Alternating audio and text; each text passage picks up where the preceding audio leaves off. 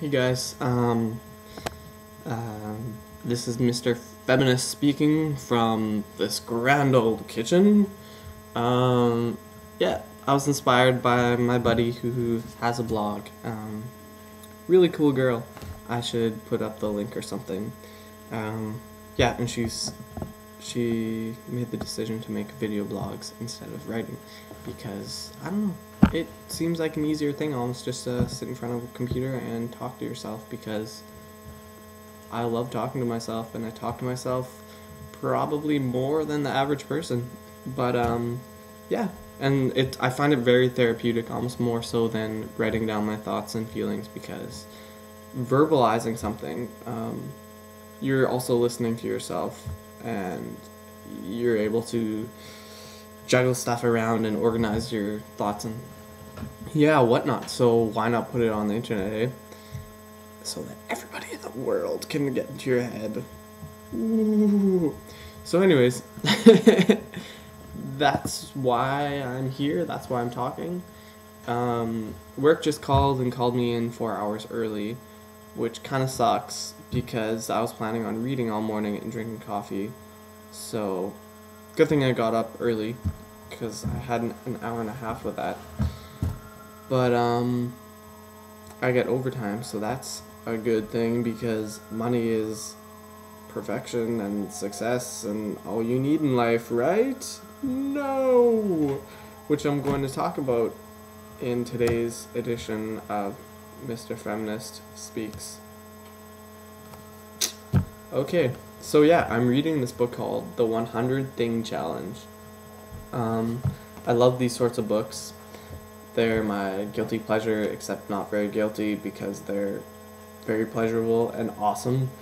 It's like self-help books, kind of. Just people putting themselves in these extreme situations where they have no option but to learn stuff about themselves, which is radical and awesome and like epiphanies in every single page. It's just really cool. But I haven't read much of this book, so I can't really talk about the book itself, but the idea of whittling your possessions down to next to nothing is really inspiring to me and really interests me because I just love the idea of living a minimalistic life. You're not really affecting the consumerist culture, all that stuff. Society values of more stuff means you're more successful, which means you should be happy, which makes no sense because there's happy people living in situations that we can't even fathom, which is why I want to travel also to get a better handle on those situations that other people are living in. But yeah, so I also read a book similar to this, but about sex, how this woman went on a year-long journey without sex, and how her view of relationships changed, and how her relationship with those relationships changed, which I thought was also really good. Yeah, about a year ago, almost to the month, I moved back home. I threw all my stuff in my car.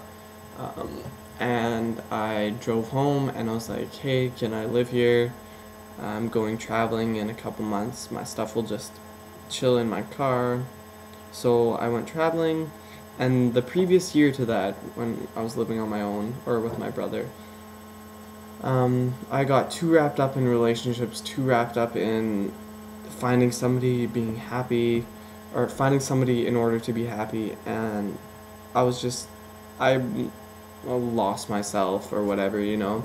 I just didn't have a good grip on reality and who I wanted to be and that sort of thing. So I went on this trip to escape all that, and it was also kind of a starting point being like, no more, I don't want that year again. I don't want to be lost in other people because that's just not me at all. And so, yeah, it's been almost a year without any romantic relationship, and I feel like I've grown so much. Like, I can't even compare myself to myself back then, because I'm like a whole new person, which is awesome, and I'm pretty proud of that myself. So cool. Yeah. What else was I gonna talk about? Shit. Yeah, the other day in my 8:30 class, we were talking about gender stereotypes, gender roles, that sort of thing, and I am extremely, extremely passionate about this topic.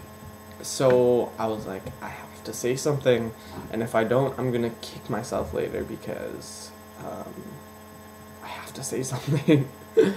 So this girl raised her hand. She was just like, she was very nice. She presented it very well. She was like, I wonder how sexuality is shaped in the families that you grew up in, and that sort of thing. And I was like, oh, okay, I can totally answer this.